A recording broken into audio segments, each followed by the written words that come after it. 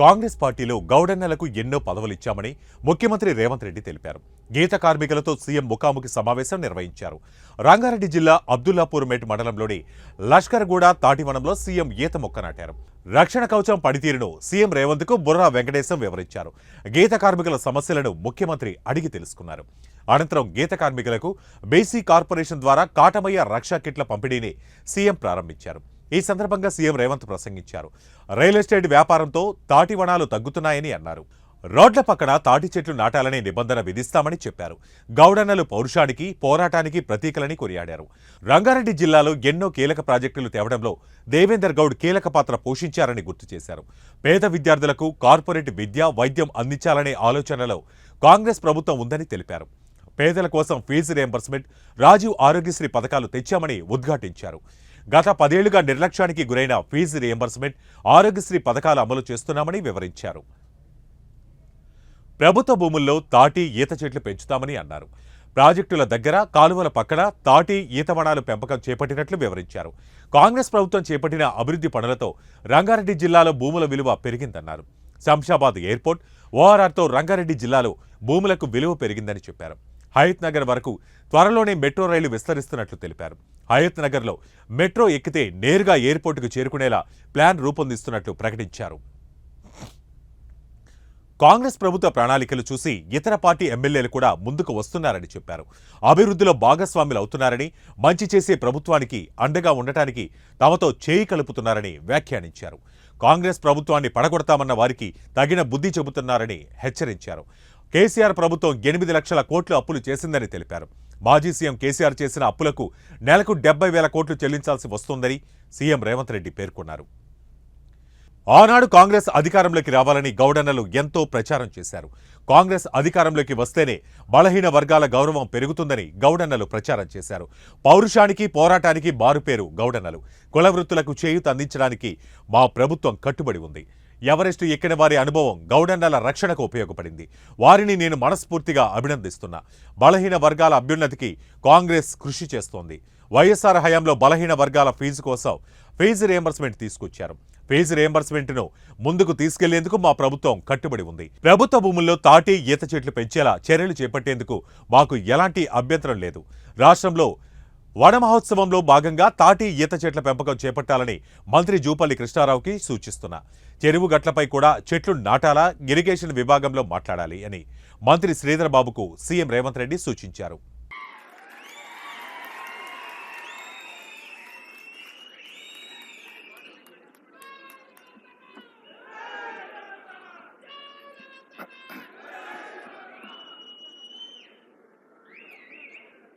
రంగారెడ్డి జిల్లా ఇబ్రహీంపట్నం శాసనసభ నియోజకవర్గ పరిధిలో కాటమయ్య రక్షణ కవచం మా గౌడన్నలకు పంపిణీ చేసి అది ఏ విధంగా పనిచేస్తుందో మా అందరినీ చూడడానికి ఆహ్వానించిన సభాధ్యక్షులు, స్థానిక శాసనసభ్యులు మల్రెడ్డి రంగారెడ్డి గారికి, అదేవిధంగా ఈ కార్యక్రమంలో నాతో పాటు ముఖ్య అతిథులుగా భాగస్వామ్యం తీసుకున్న శాసనసభాపక్ష అధ్యక్షులు గడ్డం ప్రసాద్ కుమార్ గారికి, ఇంత మంచి కార్యక్రమాన్ని ఏర్పాటు చేసి పర్యవేక్షించిన మా మిత్రుడు, సోదరుడు, సహచర మంత్రివర్గ సభ్యులు పొన్నం ప్రభాకర్ గౌడ్ గారికి, రంగారెడ్డి జిల్లా ఇన్ఛార్జ్ మంత్రివర్యులు మిత్రుడు శ్రీధర్ బాబు గారికి, అదేవిధంగా ఎక్సైజ్ శాఖ మాత్యులు జూపల్లి కృష్ణారావు గారికి, అదేవిధంగా స్థానిక పార్లమెంట్ సభ్యులు మిత్రుడు చామల కిరణ్ రెడ్డి గారికి, అదేవిధంగా రంగారెడ్డి జిల్లా సీనియర్ శాసనసభ్యులు రాజేంద్రనగర్ ప్రకాష్ గౌడ్ గారికి, అదేవిధంగా శాసన మండలి సభ్యులు యజ్ఞ మల్లేశం గారికి, శాసన మండలి సభ్యులు ఏవిఎన్ రెడ్డి గారికి, అదేవిధంగా ఇతర శాసనసభ్యులు, శాసన మండలి సభ్యులు, కాంగ్రెస్ పార్టీ నాయకులు ఈ కార్యక్రమంలో మధ్యాహ్నం 2 దాటిన ఆకలి అవుతున్న ఓపికగా కూర్చున్న మా గౌడన్నలకు, కాంగ్రెస్ పార్టీ కార్యకర్తలందరికీ మనస్ఫూర్తిగా ధన్యవాదాలు, కృతజ్ఞతలు. మీరందరూ ఈరోజు కష్టపడడం వల్ల, ముఖ్యంగా ఇంతకుముందు మా మిత్రుడు శ్రీధర్ బాబు గారికి ఒక మాట చెప్పిన, ఆనాడు గోబెల్స్ ఏ విధంగా ప్రచారం కల్పించిండో, ఈనాడు మన ప్రభుత్వం, మన పార్టీ అధికారంలోకి రావడానికి మా గౌడన్నలు గ్రామాన ఈదుల్లోకి వచ్చిన వాళ్ళకి కానీ, తాటి చెట్ల మధ్యలో వాళ్ళని కలవడానికి వచ్చిన వాళ్ళందరికీ కాంగ్రెస్ రావాలి అని వాళ్ళు ప్రచారం కల్పించారు. అందుకే అద్భుతమైన ప్రచారం చేయడంలో నైపుణ్యం ఉన్న మా గౌడన్నల సామాజిక వర్గం నుంచే క్యాంపెయిన్ కమిటీ చైర్మన్గా మధు యాస్కి గౌడ్ గారిని కాంగ్రెస్ పార్టీ నియమించింది. ఎందుకంటే ప్రజలతో సత్సంబంధాలు ఉండి మనసులో మాట బయట పడేది ఈదుల్లోనే అని నేను బలంగా నమ్ముతా. ఏది లోపల ఉన్నా మొదటి ముంత కాకపోయినా రెండో ముంతకు వచ్చే వరకల్లా దాపరికం లేకుండా మా గౌడన్నల ముందు బయటపడేది ఇక్కడనే. వాళ్ళు కూడా ఏదన్నా చెబితే సమాజం అంతా ఎక్కువ నమ్ముతుంది.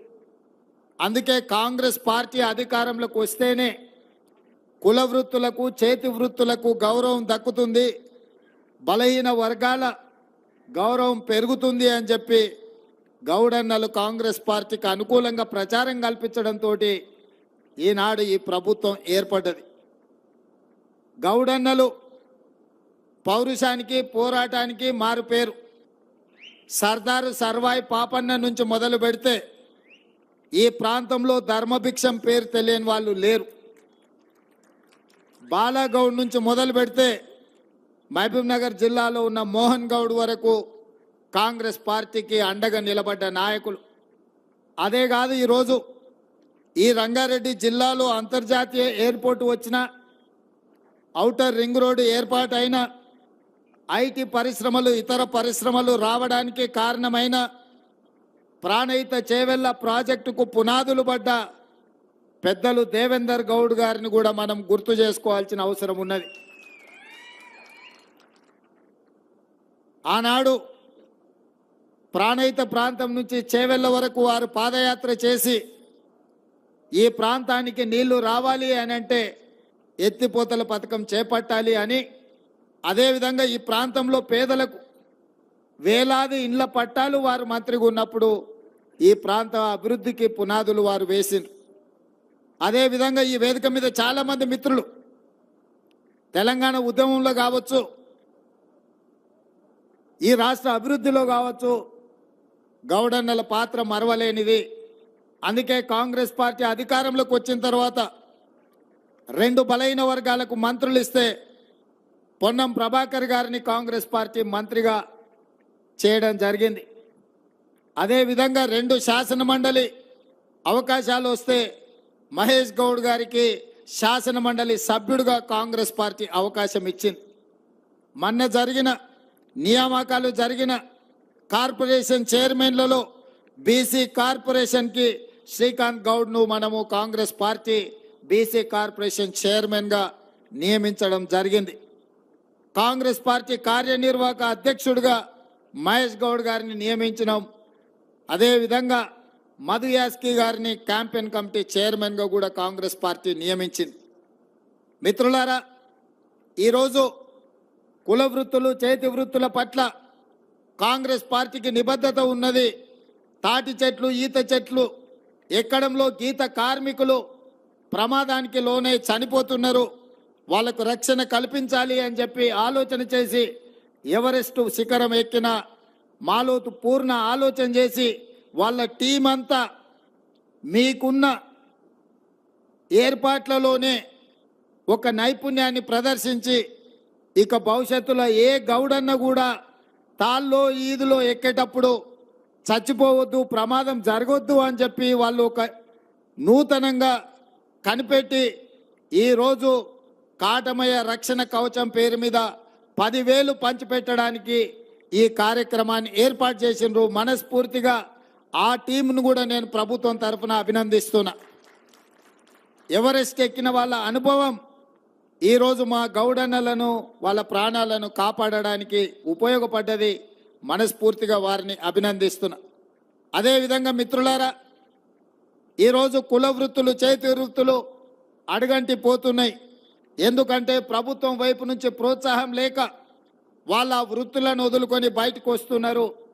ప్రత్యామ్నాయ ఉపాధి, ఉద్యోగ అవకాశాలు కల్పించి ఈ కుల వృత్తుల వాళ్ళను ముఖ్యంగా చాకలి, కుమ్మరి, మంగలి, వడ్రంగి, గౌడన్నలు, గీత కార్మికులు, నేత కార్మికులు వీళ్ళందరి పిల్లలు బాగా చదువుకొని డాక్టర్లుగా, లాయర్లుగా, ఇంజనీర్లుగా, ఐఏఎస్లుగా, ఐపీఎస్లుగా రాణించాలి అన్న ఆలోచన కాంగ్రెస్ పార్టీ చేస్తున్నది. ఈరోజు ఈ వేదిక మీద ఉన్న ఐఏఎస్ అధికారి బుర్రా వెంకటేశం గారు ఆనాడు ఈ పక్కనే మునుగోడులో ఉన్న రెసిడెన్షియల్ స్కూల్లో పివి నరసింహారావు గారు కాంగ్రెస్ పార్టీ ఏర్పాటు చేసిన రెసిడెన్షియల్ స్కూల్లో చదువుకొని ఈరోజు బుర్రా వెంకటేశం గారు ఐఏఎస్ అధికారిగా రాణించారు. ఇది బలహీన వర్గాలకు కాంగ్రెస్ పార్టీ ఆనాడు ఏర్పాటు చేసిన రెసిడెన్షియల్ స్కూళ్ళ వల్ల సాధ్యమైంది. ఇదే కాదు, డాక్టర్ వైఎస్ రాజశేఖర రెడ్డి గారు ఉన్నప్పుడు ఆనాడు 2004 నుంచి 2014లో ప్రజలకు ఒక మంచి పరిపాలనను, సంక్షేమ రాజ్యంగా, అభివృద్ధి రాష్ట్రంగా ఆనాడు పునాదులు వేసిండ్రు. అందులో భాగంగానే బడుగు బలైన వర్గాల పిల్లలకు ఫీజు రియంబర్స్మెంట్ పథకం తీసుకొచ్చి పేదవాళ్ళ పిల్లలకు కూడా కార్పొరేట్ విద్యను అందించాలి.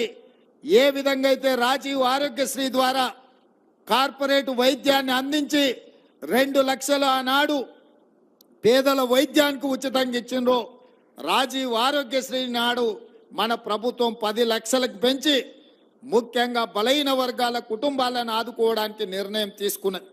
అదేవిధంగా ఈరోజు ఎస్సీ ఎస్టీలతో పాటు ప్రధానంగా చదువుల విషయంలో బలహీన వర్గాల పిల్లలకు అందుబాటులోకి తీసుకురావాలని ఫీజు రియంబర్స్మెంట్ పథకాన్ని తీసుకొచ్చి అమలు చేస్తున్నాం.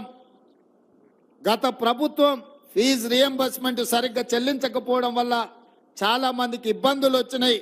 దాన్ని కూడా సరిదిద్ది పేదల పిల్లలను చదువుకోవడానికి ఫీజు రియంబర్స్మెంట్ పథకాన్ని కూడా అమలు చేసే విధంగా ఈనాడు మా ప్రభుత్వం ముందుకు వెళ్తుంది. అదేవిధంగా ఈరోజు నా దృష్టికి మా గీత కార్మికులు తీసుకొచ్చిండ్రు. రియల్ ఎస్టేట్ వల్ల, భూమి యజమానుల వల్ల మా తాటి చెట్లు, ఈత చెట్లు తొలగించి కుల వృత్తి దెబ్బతింటున్నది. రాష్ట్ర ప్రభుత్వం వైపు నుంచి ఎక్కడెక్కడ గ్రామాలలో అవకాశం ఉంటే ఒక 5 ఎకరాల భూమిని మాకు కేటాయిస్తే మేము ఈదులు పెంచుకుంటాము, కుల వృత్తి మేము కాపాడుకుంటామని ప్రభుత్వం దృష్టికి తీసుకొచ్చిండ్రు. తప్పకుండా ఎక్కడైనా గ్రామాలలో, ఎక్కడైనా పట్టణాలలో ప్రభుత్వ భూమి ఒకవేళ అందుబాటులో ఉంటే తప్పకుండా తాళ్ళు, ఈల్తలు పెంచడానికి, భూమిని కేటాయించడానికి ప్రభుత్వానికి ఎలాంటి అభ్యంతరం లేదు. తప్పకుండా దిశగా ఆలోచన చేస్తామని చెప్పి ఈ వేదిక మీద నుంచి మాట ఇవ్వడం జరుగుతుంది. ఇదే కాదు, ఈరోజు నూతనంగా చాలా రహదారులను ఏర్పాటు చేస్తున్నాం. ఆ రహదారుల వెంబడి కూడా తాటి చెట్లు, ఈత చెట్లను పెంచే విధంగా ఈ సంవత్సరం 75వ వన మహోత్సవాన్ని ప్రభుత్వం ప్రతిష్టాత్మకంగా చేపడుతుంది. అందుకే నేను excise commissioner and excise minister Jupally Krishna Rao గారికి ఆదేశాలు ఇస్తున్నా. రాష్ట్రంలో ఎక్కడ చెట్లు పెంపకానికి సంబంధించి ప్రభుత్వం చేపడుతున్న కార్యక్రమాలలో తాటి చెట్లను, ఈత చెట్లను కూడా విధిగా ఆ చెట్లను పెంచే విధంగా మీరు ఫారెస్ట్ అండ్ ఎన్విరాన్మెంట్ డిపార్ట్మెంట్తో కోఆర్డినేట్ చేసి మన శాఖ నుంచి కూడా వాటిని ప్రోత్సహించే విధంగా చర్యలు తీసుకోవాలని నేను వారికి ఆదేశాలు ఇస్తున్నా. ఇదే కాదు, గ్రామాలల్లో చెరువులకు సంబంధించి చెరువు గట్ల మీద తప్పకుండా విధిగా తాటి చెట్లను, ఈత చెట్లను పెంచండి. అక్కడ మన చెరువుల వెంబడి చెట్లు పెంచితే తప్పకుండా తొందరగా పెరిగి తాటి చెట్లు ఈత చెట్లు పెంపడానికి అనువుగా ఉంటుంది. కాబట్టి ఎక్కడెక్కడైతే మిషన్ కాకతీయ పేరు మీద చెరువులను పూడిక తీసిండ్రో ఆ చెరువుల దగ్గర కూడా ఈ చెట్ల పెంపకాలకు సంబంధించి కూడా చర్యలు చేపట్టాలి. ఇరిగేషన్ డిపార్ట్మెంట్ కూడా ఈ ఆదేశాలను ఇవ్వాల్సిందిగా ఇన్ఛార్జ్ మినిస్టర్ శ్రీధర్ బాబు గారికి నేను సూచన చేస్తున్నా. ఎక్కడైనా ప్రభుత్వ భూమి ఉన్నా, ఎక్కడ రహదారులు ఉన్నా, ఎక్కడ చెరువులు ఉన్నా, ఎక్కడ సాగునీటి ప్రాజెక్టులు ఉన్నా, ఎక్కడైనా సాగునీటి ప్రాజెక్టులకు సంబంధించిన కాలువలను మనం ఏదైతే ఏర్పాటు చేస్తున్నామో ఆ కాలువల గట్లెంబడి కూడా తాటి చెట్లను ఈత చెట్లను సాగునీటి ప్రాజెక్టుల దగ్గర కూడా తాటి చెట్లను ఈత చెట్లను పెంచే విధంగా మన ప్రభుత్వం ప్రత్యేకమైన ప్రణాళిక తీసుకోవాలి. దీనికి సంబంధించిన కార్యాచరణను కూడా శ్రీధర్ బాబు గారు మిత్రుడు ఇతర అధికారులతో మాట్లాడి ప్రభుత్వానికి ఒక నివేదిక తీసుకొస్తే తప్పకుండా ఈ కుల వృత్తిని కాపాడడానికి అవసరమైన చర్యలు చేపట్టడం జరుగుతుంది అని చెప్పి నేను ఈ వేదిక మీద నుంచి విజ్ఞప్తి చేస్తున్నా. ఈరోజు మిత్రులారా, ఉద్యోగ ఉపాధి అవకాశాలు ప్రతి వాళ్లకు ఉద్యోగ అవకాశాలు రాకపోవచ్చు, కానీ కుల వృత్తులను చేతి వృత్తులను బలోపేతం చేసి వాళ్ళకు అవకాశాలు కల్పిస్తే ఆ కుటుంబాలు ఆర్థికంగా నిలబడతాయి. ఆ కుటుంబాలు ఆర్థికంగా నిలబడితే వాళ్ళ పిల్లలను చదివించుకోవడానికి అవకాశం ఉంటుంది. వాళ్ళ పిల్లలు ఇవాళ మా గౌడన్నలు కానీ, మా చేనేత కార్మికులు కానీ, మా అదేవిధంగా రజక సోదరులు కానీ ఇవాళ వడ్డెర్ల నుంచి మొదలు పెడితే ప్రతి వాళ్ళు వాళ్ళ పిల్లలని బాగా చదివించుకోవాలని ఆలోచన చేస్తున్నారు. అందుకే నేను కుల వృత్తులు చేతు వృత్తుల మీద ఆధారపడ్డ మా సోదరులకు నేను విజ్ఞప్తి చేస్తున్నా, పిల్లలను బాగా చదివించండి. మీ పిల్లలు, మీరు, మీ తాతలు, మీ ముత్తాతలు కుల వృత్తిని నమ్ముకొని బ్రతికిండ్రు. ఆ వృత్తి తప్ప మీకు ఇంకో వృత్తి రాకపోవడం వల్ల ఆర్థికంగా దెబ్బతింటున్నారు. కానీ మీ పిల్లలను తప్పకుండా ప్రతి కుటుంబంలో మీ పిల్లల్ని కుల వృత్తికి అంకితం చేయకుండా వాళ్ళను బాగా చదివించండి. వాళ్ళు డాక్టర్లు, లాయర్లు, ఇంజనీర్లు, ఐఏఎస్లు, ఐపీఎస్లు కావాలి. ఈ తెలంగాణ రాష్ట్ర పునర్నిర్మాణంలో భాగస్వాములై శాసనాలు చెయ్యాలి, శాసనసభ్యులు కావాలి, చట్టాలను చేసే స్థాయికి వాళ్ళు ఎదగాలి. అప్పుడే పాలితులుగా ఉన్న బలహీన వర్గాలు పాలకులుగా మారుతారు. పాలకులు కావాలంటే చదివే ఏకైక మార్గము. మీ పిల్లల్ని బాగా చదివించండి. రంగారెడ్డి జిల్లాలో ఒకప్పుడు భూములకు విలువ లేకుండే. మా గౌడన్నల దగ్గర భూములున్నా వాటి విలువ చాలా తక్కువ ఉండే. కానీ ఐటీ కంపెనీలు, ఫార్మా కంపెనీలు వచ్చి ఔటర్ రింగ్ రోడ్ వచ్చిన తర్వాత, కాంగ్రెస్ పార్టీ వీటన్నిటిని అభివృద్ధి చేసిన తర్వాత ఇవాళ మీ భూముల విలువ పెరిగింది. ఇవాళ రంగారెడ్డి జిల్లాలో భూమి దేశంలోనే ఎక్కడ లేనంత విలువ, 100 కోట్లకు ఎకరం అమ్ముడుపోయే భూమి ఎక్కడైనా ఈ భూమి మీద ఉంది అని అంటే అది రంగారెడ్డి జిల్లాలోనే అని చెప్పి నేను ఈ సందర్భంగా చెప్పదలుచుకున్నా. భవిష్యత్తులో మా ప్రభుత్వం ప్రణాళికబద్ధంగా అభివృద్ధి చేయాలని ఆలోచన చేస్తుంది. ఔటర్ రింగ్ రోడ్డుకి ఇంకొక RRR రీజనల్ రింగ్ రోడ్డు నిర్మించాలి అని కేంద్ర ప్రభుత్వం నుంచి అనుమతులు తెచ్చినాం. 360 కిలోమీటర్ల చుట్టూతా తెలంగాణను మొత్తం ఒక వడ్డానంగా మనము రీజనల్ రింగ్ రోడ్డుని తెచ్చుకున్నాము.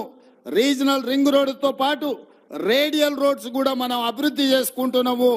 అప్పుడు రంగారెడ్డి భూములు బంగారం అవుతాయి.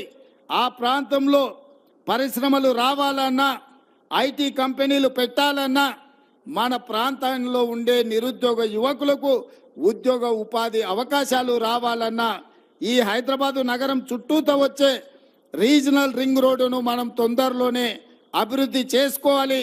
ఇవాళ ఇదే కాకుండా ఈ ప్రాంతానికి మెట్రో రైలు కూడా రావాలి. అందుకే నూతనంగా మెట్రో రైలు ప్రతిపాదనలు ఉప్పల్ నుంచి ఎల్బీ నగర్ నుంచి హయత్ నగర్ వరకు ఇవాళ మెట్రో రైలు వేయడానికి మన ప్రభుత్వం నిర్ణయం తీసుకున్న తొందరలోనే మన హయత్ నగర్కు మెట్రో రాబోతున్నది. ఎల్బీ నగర్ నుంచి ఓవైసీ హాస్పిటల్ నుంచి చాంద్రాయణగుట్ట నుంచి P3 రోడ్, అక్కడి నుంచి అంతర్జాతీయ ఎయిర్పోర్ట్ వరకు ఇవాళ మనం మెట్రోని ఏర్పాటు చేసుకోబోతున్నాం. రేపు ఎవరైనా హయత్ నగర్లో మెట్రో ఎక్కిండ్రంటే అంతర్జాతీయ ఎయిర్పోర్ట్ వరకు అంతరాయం లేకుండా ఎల్బీ నగర్ నుంచి ఓఎస్సీ హాస్పిటల్, అక్కడి నుంచి చాంద్రాయణగుట్ట, అక్కడి నుంచి ఎయిర్పోర్ట్కి పోయేటట్టు ఇవాళ మనం మెట్రో రైలు వేసుకుంటున్నాం. దీనికి సంబంధించి అన్ని ప్రణాళికలు సిద్ధమైనవి. 6 నెలలు మన ప్రభుత్వం వచ్చి అవి పూర్తి చేసుకుంటే 3 నెలలు పార్లమెంట్ ఎన్నికల కోడులోనే మన కాలం గడిచిపోయింది. నిన్న మొన్ననే ఎన్నికలు ముగిసినాయి. ఇప్పుడే పరిపాలన మీద దృష్టి పెట్టినాం. ప్రణాళికబద్ధంగా అభివృద్ధి చేసుకోవాలి. అదేవిధంగా మహేశ్వరం ప్రాంతంలో ఏదైతే 25,000 ఎకరాల భూసేకరణ జరిగిందో మొత్తం ఐటీ ఫార్మా కంపెనీలు పెడితే మన ప్రాంతం అంతా కలుషితం అవుతుందన్న ఆలోచనతోని అక్కడ వివిధ అభివృద్ధి కార్యక్రమాలు తీసుకెళ్లాలని, అక్కడ యూనివర్సిటీలు పెట్టాలని, అక్కడ ఐటీ కంపెనీలను పెట్టాలని, అక్కడ పెట్టే ఫార్మా కంపెనీలలో కూడా పొల్యూషన్ లేకుండా ఓన్లీ టాబ్లెట్స్ తయారు చేసే కొంత భాగమే ఇవ్వాలని, ఎలక్ట్రిక్ కార్లను ఉత్పత్తి చేసే పరిశ్రమలను తీసుకురావాలని, బ్యాటరీలను తయారు చేసే పరిశ్రమలను తీసుకురావాలని, అక్కడనే స్పోర్ట్స్ యూనివర్సిటీ పెట్టాలని, అక్కడనే మెడికల్ హెల్త్ హబ్ క్రియేట్ చేసి మెడికల్ టూరిజంలో ప్రపంచంలో నుంచి ఎవరికి ఏ వైద్యం కావాలన్నా మన హైదరాబాద్ ఎయిర్పోర్ట్ నుంచి మన రంగారెడ్డి జిల్లాలో ఒక మెడికల్ టూరిజంని అక్కడ ఎస్టాబ్లిష్ చేయాలని ప్రణాళికలన్నీ మా మిత్రుడు IT and industries minister Sridhar Babu garu ప్రణాళికలు సిద్ధం చేస్తున్నారు. తొందరలోనే హైదరాబాద్ నగరం ముఖ్యంగా సైబరాబాద్ అని ఏదైతే క్రియేట్ చేసిండ్రో అట్లాంటిది న్యూయార్క్ నగరంతో పోటీ పడే విధంగా మహేశ్వరంలో ఒక కొత్త నగరాన్ని నిర్మించాలని ఇవాళ మన ప్రభుత్వం నిర్ణయం తీసుకున్నది. ఒక అద్భుతమైన నగరాన్ని నిర్మించే బాధ్యత కాంగ్రెస్ పార్టీ తీసుకుంటుంది. ఈ పక్కనే రామోజీ ఫిలిం సిటీ ఉన్నది, మీకు అందరికీ తెలుసు. రామోజీ ఫిలిం సిటీ దేశంలో ఉండే సినిమా షూటింగ్లకు ఈరోజు ఉపయోగపడుతుంది. కానీ మా ప్రభుత్వం ఇంకొక ఫిలిం సిటీని క్రియేట్ చేయాలని ముంబైలో, మహారాష్ట్రలో ఉన్న హిందీ ఫిల్మ్ ఇండస్ట్రీ మొత్తం ఇక్కడికి రావాలి. మన రాచకొండ గుట్టలు, మన ప్రాంతం అద్భుతంగా, మనము ఊటీలు ఎక్కడెక్కడికో పోతున్నాం. ఒక్కసారి మునుగోడు వెనుక ప్రాంతము, ఇబ్రాహీంపట్నం ముందు ప్రాంతం, రామోజీ ఫిలిం సిటీ పక్కల నుంచి ఆ తండాలకు నేను ఎన్నికల ప్రచారంలో పోతే అద్భుతంగా మనకు ఊటీ కంటే అద్భుతంగా మన ప్రాంతం కనిపించింది. ఈ ప్రాంతంలో అద్భుతమైన సినిమా షూటింగ్లను చేపట్టడానికి అవకాశం ఉంది. రాచకొండ ప్రాంతాన్ని ఒక అద్భుతమైన ఫిల్మ్ ఇండస్ట్రీకి అవసరమైన అభివృద్ధి కార్యక్రమాలు చేపట్టాలి అని ఇవాళ మన ప్రభుత్వం ఆలోచన చేస్తున్నది. ఇవన్నీ ఎందుకు మిత్రులకు వివరిస్తున్నా అంటే రాబోయే రోజుల్లో రంగారెడ్డి జిల్లాకు మహర్దశ పట్టబోతుంది. ప్రపంచానికి ఒక పర్యాటక క్షేత్రంగా మన రంగారెడ్డి జిల్లా మారబోతుంది. మన పిల్లలకు ఉద్యోగ ఉపాధి అవకాశాలు కల్పించే బాధ్యత మన ప్రభుత్వం తీసుకుంటుంది. ఇవాళ ఆయన ఈయన ఏమి చేస్తలేదు అన్నట్టుగా మాట్లాడుతున్నారు. నేను అడగదలుచుకున్నా, ఓడినోళ్లను, ఇంట్లో వండుకున్నోళ్లను, ఫామ్ హౌస్లో ఉంటున్నోళ్లను ఈ ఔటర్ రింగ్ రోడ్ మీ తాత తెచ్చిండా అని నేను అడుగుతున్నా. ఈ అంతర్జాతీయ ఎయిర్పోర్ట్ మీ ముత్తాత కట్టిండా అని నేను అడుగుతున్నా. ఇవాళ సైబరాబాద్లో ఉన్న ఐటీ పరిశ్రమలు, ఫార్మా ఇండస్ట్రీస్ని మా ప్రభుత్వం, కాంగ్రెస్ ప్రభుత్వం తీసుకొచ్చినాయి కాదా? అవి తెచ్చినందుకే ఇవాళ హైదరాబాద్ నగరం మహానగరంగా మారింది. మీరేం తెచ్చిండ్రా హైదరాబాద్ నగరానికని నేను అడుగుతున్నా.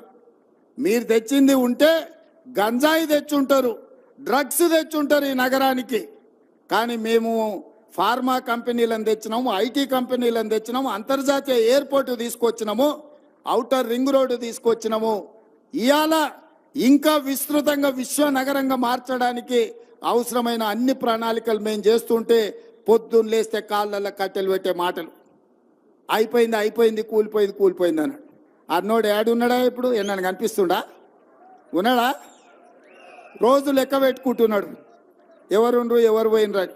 ఇవాళ మన నగరాన్ని అభివృద్ధి చేస్తున్నాం, ఇవాళ మన ప్రాంతం అభివృద్ధి జరుగుతుంది అని చెప్పి ప్రకాష్ అన్న లాంటి వాళ్ళు ఇవాళ ఈ ప్రభుత్వానికి అండగా నిలబడి ఈ ప్రభుత్వాన్ని కాపాడినప్పుడే అభివృద్ధి జరుగుతుందని చెప్పి వాళ్ళందరూ ముందుకు వచ్చారు. ఎగ్గ మల్లేశం దగ్గర ఎన్ని పైసలునో మీకు తెలుసు, నేను చెప్పాల్సిన పని లేదు. అవునా? రిజర్వ్ బ్యాంకులో ఏమైనా తక్కువ కడితే కూడా అప్పించడానికి నగదు ఉంది. ఇవాళ వాళ్ళందరూ మనకు ఎందుకు మద్దతు పలుకుతున్నారు అంటే అరే తెచ్చుకున్న తెలంగాణ మనం బాగు చేసుకోవాలనా? సార్ ఏదో కష్టపడుతాడు, మేము కూడా మా శాతనైన కాడికి సాయం చేస్తే బలపడితే తెలంగాణ అభివృద్ధి అవుతుందన్న ఆలోచనతో వాళ్ళందరూ ముందుకు వచ్చారు. ఏముందే నా దగ్గర ఇయ్యనీకే? ఏముంది చెప్పురు? నా అంగి అమ్మితే ఏం రాదు, లాగమ్మితే కూడా ఏం రాదు. ఏమిస్తాను నేను వాళ్ళకు? ప్రకాశ్ అన్నకో ఎగ మల్లేశంకో ఏమి ఇవ్వగలిగినము? వాళ్ళు ఏంటంటే మన ఆలోచన విధానాన్ని నచ్చి ఈ ప్రభుత్వాన్ని పడగొడతామని ఇద్దరు అచ్చోసిన ఆంబోతులాక ఊరు మీద ఇడిచిన మైసమ్మ పోతులు ఉంటాయి కదా, అట్లా మన మీద బీఆర్ఎస్ వాళ్ళు బీజేపీ వాళ్ళు పడగొడతాం అంటారు. మీరు వడగొడతామని అంటే మేము నిలబెడతామని వాళ్ళు ముందుకు వచ్చారు. ఇవాళ ఓ పక్కన బీఆర్ఎస్ వాడు, ఒక పక్కన బీజేపీ వాడు ఏడుంటుందా? 3 నెలలు కూడా ఉండదని ఒకడంటాడు, 6 నెలల్లో పోతుందని ఇంకోడు అంటాడు. వీళ్ళేమన్నారు? 3 నెలలు 6 నెలలు కాదు, 10 ఏళ్ళు ఈ ప్రభుత్వం ఉంటుంది. 2004 నుంచి 2014 వరకు ఎట్లయితే జనరంజకమైన పాలన నాడు కాంగ్రెస్ పార్టీ అందించిందో, ఈ దేశానికి బలమైన నాయకత్వాన్ని అందించిన మన్మోహన్ సింగ్ మేధావి ఈ దేశాన్ని అభివృద్ధి పదం వైపు నడిపించిండో, అట్లా మళ్ళా కనీసం 10 ఏళ్ళు మళ్ళీ రాష్ట్రాన్ని అభివృద్ధి చేయడానికి ఉంటారు అని చెప్పి వాళ్ళందరూ అండగా నిలబడ్డారు. అందుకే మిత్రులారా, ఆనాడు పిసిసి అధ్యక్షుడిగా కానీ, అంతకంటే ముందు కార్యనిర్వాహక అధ్యక్షుడిగా కానీ, అంతకంటే ముందు ఎంపీగా కానీ, ఎమ్మెల్యేగా కానీ, ఎమ్మెల్సీగా కానీ, జెడ్పీటీసీగా కానీ దాదాపుగా ఈ 16-17 ఏళ్లలో నాకు పరిచయం ఉన్న వాళ్ళందరూ నేను కలుస్తూనే ఉన్నా. జెడ్పీటీసీ నుంచి మొదలు పెడితే ఇవాళ ముఖ్యమంత్రులకు ఎప్పుడైనా మారినట్టుగా అనిపించిన నేను ఎవరిని కలిసినా అదే పేరుతో వల్కరిస్తున్నా కదా, మీలో ఒక్కడిగానే ఉంటున్నా కదా. ముఖ్యమంత్రి అయినా నాకేమైనా కొమ్ములు వచ్చినాయని నేను ఎప్పుడన్నా అట్లా ప్రదర్శించినా? రోజు పొద్దుగాల ఇంటికి వచ్చిన వాళ్ళతో మాట్లాడుతూనే ఉన్నా, కలుస్తూనే ఉన్నా కదా. చెప్పింది ఒకసారి కొన్ని అయితే కొన్ని కావు. ఇక నిన్నమన్నా అది చేయలే ఇది అలా 10 ఏళ్ళు చేయనోడు, ఉన్నదంతా అమ్ముకొని తుడిచిపెట్టుకపోయినోడు 7 లక్షల కోట్ల రూపాయల అప్పు తెచ్చి నెత్తి మీద పెట్టి దివాలా తీపిచ్చండి సంసారం. ఏం చేద్దామన్నా అప్పులు వెళ్తున్నాయి. ఏ గూట్ల చేయి పెట్టినా అప్పుల సిట్టి కాగితమే బయటికి వెళ్తుంది. పొద్దున్న లేతే పకిరోడు మన ఇంటికానే ఉంటుండు, పటాన్ మన ఇంటికానే ఉంటుండు. నువ్వు బాకీ ఉన్నావు, అప్పు కడతావా లేదా అని. ఆ ఎల్లా సంవత్సరానికి 6,500 కోట్ల రూపాయలు అప్పు కట్టేది ఉండే. ఇవాళ ఈ మొనగాడు చేసిన పనికి నెల 1వ తారీఖు నాడు, ప్రతి నెల 1వ తారీఖు నాడు 7,000 కోట్ల రూపాయలు మిత్తి కడుతున్నాం నేను, మా బట్టి విక్రమార్క. సంవత్సరం తిరిగే లోపల 72,000 కోట్లు మిత్తి కట్టడానికి అవుతుందా? అసలు సంగతి దేవుడు ఎరుగు. ఇది పరిస్థితి. ఎందుకు ఇవన్నీ చెప్తున్నా అంటే మీకు అన్ని లెక్కలు తెలవాలి. ఇవాళ సంసారము అప్పుల పాలైంది. ఈ అప్పుల పాలైన సంసారాన్ని ఒకటొక్కటిగా జర సర్దిద్దుకుంటూ వస్తున్నా. కొంచెం వెనుక ముందైనా మీరు అందరూ ఓపికతోని చెప్పాలి గ్రామాలలో. ఇక మా ఎలక్షన్లు కూడా అయిపోయినాయి.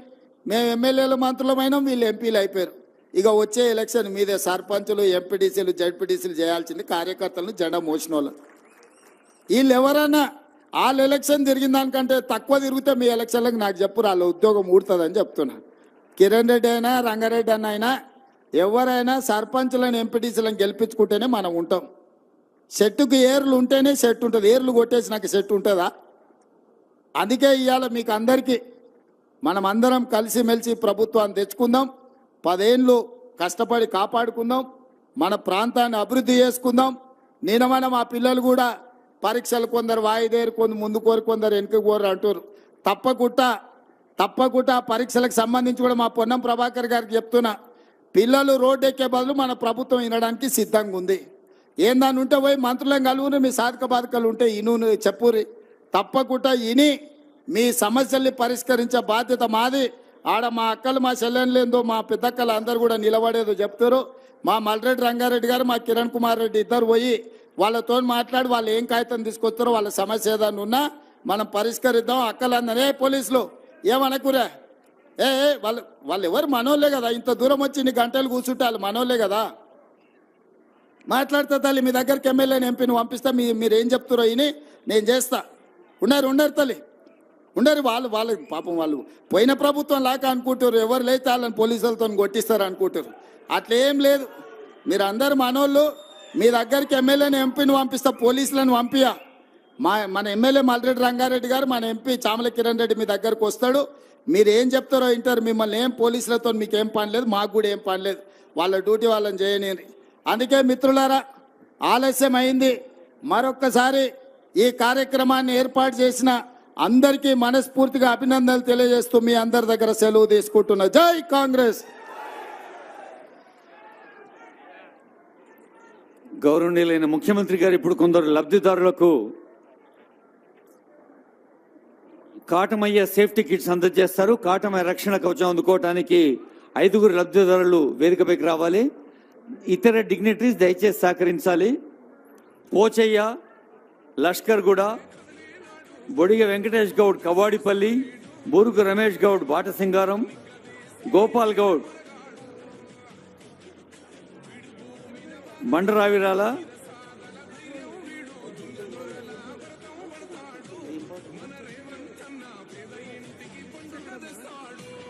లక్ష్మయ్య గౌడ్ కోహెడ.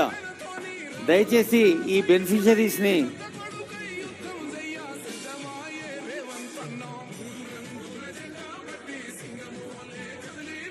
కాటమయ్య రక్షణ కవచం ఈరోజు ముఖ్యమంత్రి గారు స్వయంగా కొంతమందికి లాంఛనంగా అందిస్తున్నారు. 10,000 మందికి అందించేందుకు ఏర్పాటు చేశారు.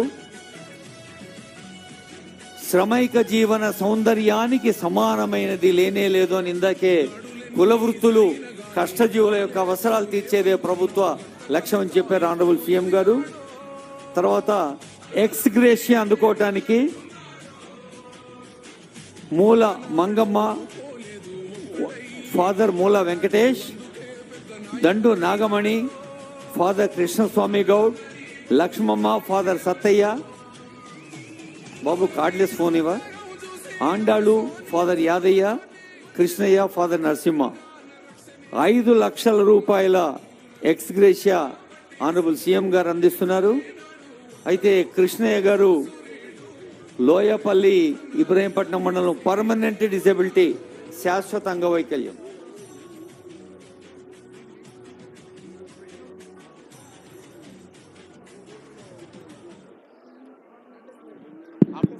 హలో, గౌడ సోదరులకి ఎక్స్గ్రేషియాకి సంబంధించి 7,90,00,000 ప్రభుత్వం దగ్గర గత ప్రభుత్వం బకాయిలు పెట్టింది. ఎంబడే 7,90,00,000 రూపాయల ఎక్స్గ్రేషియా విడుదల చేపించే బాధ్యత మా ఇన్ఛార్జ్ మంత్రి గారు, మా పొన్నం ప్రభాకర్ గారు తీసుకుంటారు. 7,90,00,000 ఎంబడే విడుదల చేస్తాం.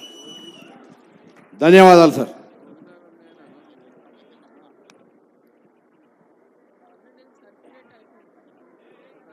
ఆనరబుల్ సీఎం గారి చేతుల లక్ష్మమ్మ. మీదుగా కాటమయ్య సేఫ్టీ కిట్స్, తర్వాత ఎక్స్ గ్రేషియా, ఆ తర్వాత ఐడి కార్డ్స్ కూడా ఇస్తారు. అండాలు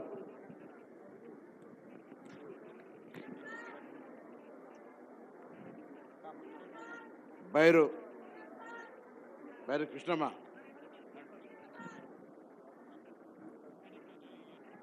ఒక 4 ఐడి కార్డ్స్ కూడా ఈ మంత్రి గారు. ఐడి కార్డ్స్ జ్ఞానేశ్వర్ గౌడ్, వెంకటేష్, మార్గోని వెంకటేష్, చెరుకు అంజయ్య, సూరి పోచయ్య.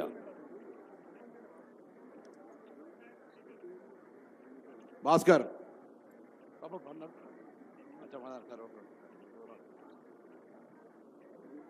కాటమయ్య రక్షణ కవచం సేఫ్టీలో ఒక కొత్త ఆవిష్కరణ. ఈ పండుగలో పాల్గొన్న సోదర సోదరిమణులందరూ గుడి